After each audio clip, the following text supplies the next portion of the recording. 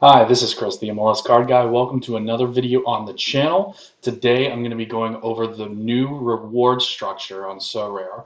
So this was just announced today. We're going to go over what exactly it is, what the changes are. We're going to go over when it rolls out, and maybe a little bit about how this can kind of affect the card prices. So we're going to get straight into the video here. So I have the announcement pulled up here. So you can see a new dynamic reward system. What it basically means, the size of the game week prize pool is now influenced by how many licensed clubs have fixtures in that window. So the more teams that are playing, the more rewards there are going to be. So rewards aren't just going to be a flat reward every single week. There's so many cards available every single week. Now it's going to be when more teams are playing, there's going to be higher levels of reward. So they kind of put out a little snapshot so that we can kind of see how this works. So this is an example of kind of a slower week, like a midweek, Champions League. So not a whole lot of teams are playing. So they have kind of their current, reward structure. So you can see the Challenger Europe leagues, Champion America, Champion Asia, Champion Europe. They would all be closed because they don't have enough teams. They would only have the Global All Star and U23s open. In the new structure, they're actually going to have this open. So they're going to have more rewards for, leagues that don't have quite as many teams, like Challenger Europe. There's only four teams playing, and they're giving out 26 rewards.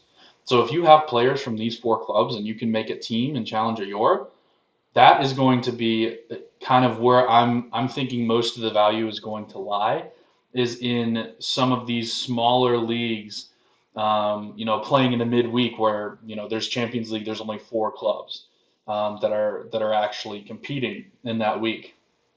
Um, so you can kind of see the reward structure. So overall, Global All Star is just slightly lighter. But you can see overall there's actually more rewards. So even on a smaller week, they're projecting that they're actually going to go out more cards. So the good thing about that is it makes cards on the auction more expensive. It makes resale market more expensive because you can take your cards and win more prizes.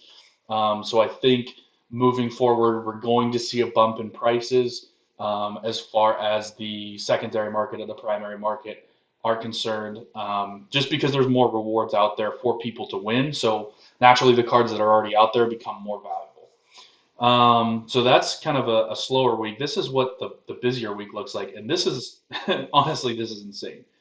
So they go from giving out 100 Challenger Europe cards to 294.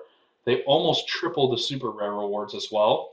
Um, and then Champion Asia, they double. Champion Europe, they almost triple.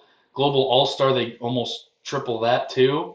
So I mean, you can see in the new model, there's way more rewards that are given out on the bigger weeks. So this is another thing that I think is going to influence the market. I think traditionally these Champion America, Champion Asia games have been kind of more valued just because there's not very many of them going on.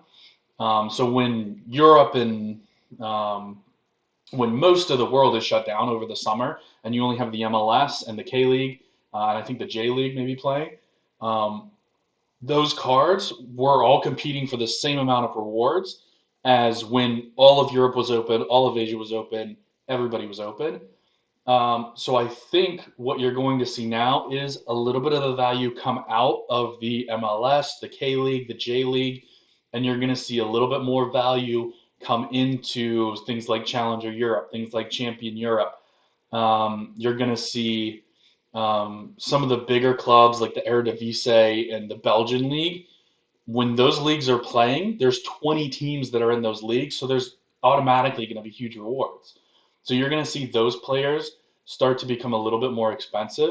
So what I would personally do when the prices dip here at the end of the season for the European teams, I would start to stock up on those guys because come the fall, well, come August, when the new league starts up, you're going to see absolutely insane rewards coming out.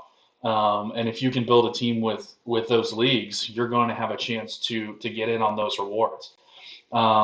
So we can see, like I said, kind of the bigger weeks.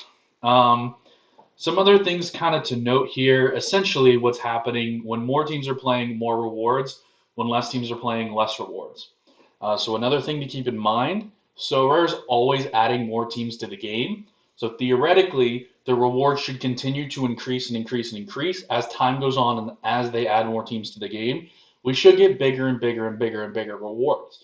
So it's kind of cool that as they're planning to grow, they also already have a built-in way that the reward system is going to grow, and therefore the player base can grow, right? If the reward system doesn't grow, there's no way to add new players. There's no new rewards for them. As the reward system grows, now you can add more and more people into the game, and it really can become scalable, which is I know a big thing they mentioned over and over and over again in this thing about how they want to be scalable, and I think it's a really really good idea to be honest with you. Um, so you can see they're going to open all tournaments all the time as long as there's one club playing. So again, that's a huge thing. That just means more rewards are available. It means more of your players can play in specific tournaments, which is only really a good thing in my opinion. The more rewards we get, the more valuable, like I said, the cards are that come onto the or that are already on the market and that are coming onto the market as primary cards as in the auctions. Um, let's see, anything else? Okay, so the ETH thresholds, they're going to change this a little bit. So I think effective immediately. Um, You still get a reward for hitting the thresholds, but the ETH rewards are a dollar value. So they're no longer an ETH value. And this is just because ETH prices are skyrocketing and they don't want to be giving out $100 prizes to every single player that hits those targets. So they're gonna kind of cap what they can give out. So if the price of ETH goes up, you get a little bit less. If the price of ETH goes down, you would get a little bit more. So not the best thing there, but just for the long-term longevity of the game, kind of a thing that they had to do.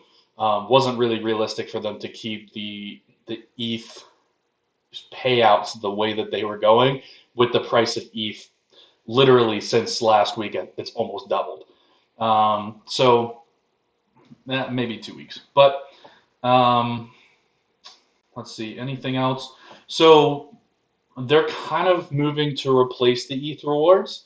Um, so they're coming up. They didn't really give a lot in this about what the new reward's going to be, but there is still going to be an element of just you versus the game. If your team can score enough points, you'll get certain rewards. They mention here they're developing a feature that'll allow managers to unlock a card by progressing.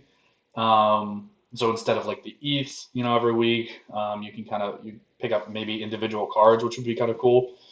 Um, but kind of, they're moving away from the ETH and just straight ETH payments to now kind of more of a card-based reward system, which I think makes sense long term. Again, I really don't think it's a bad move. It's not the greatest move for us, but long term, we want the platform to grow and to be sustainable.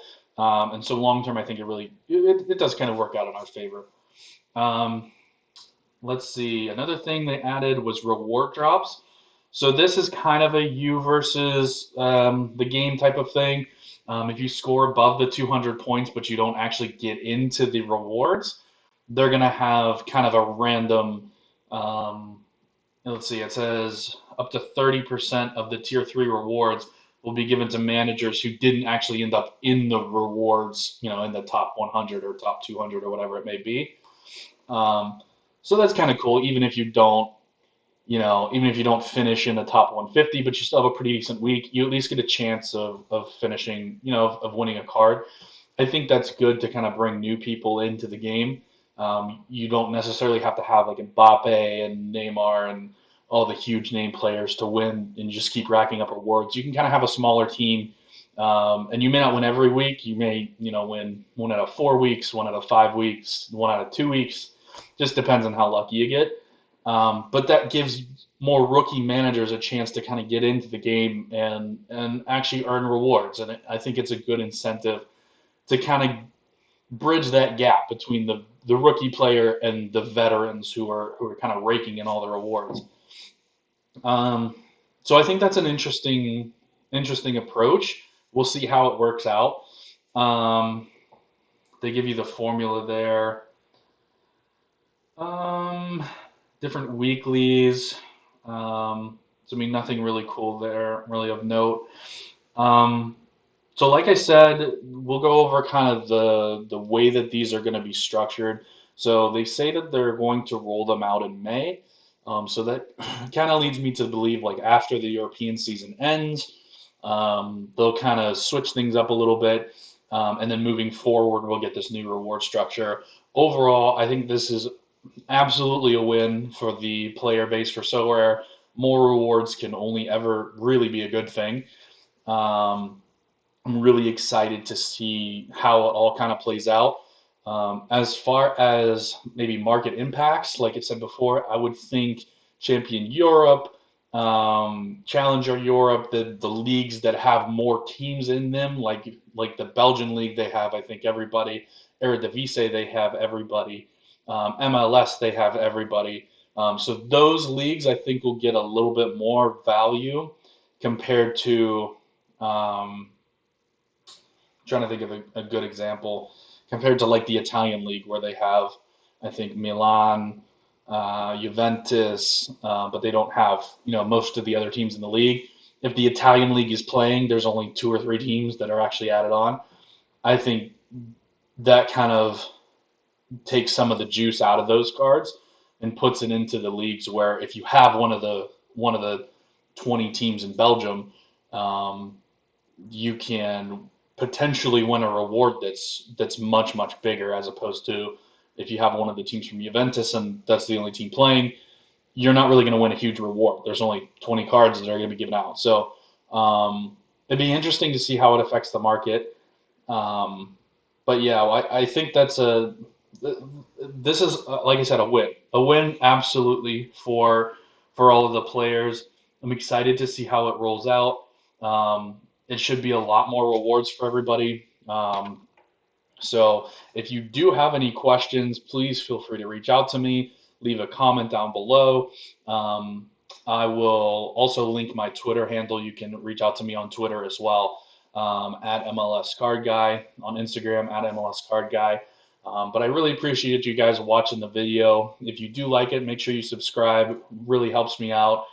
Like the video. Like I said, leave comments. Let me know your thoughts if you think this is going to be a great thing. If you're really not excited about the report structure, if you have any questions, please feel free to let me know. But until the next time, Vamos United.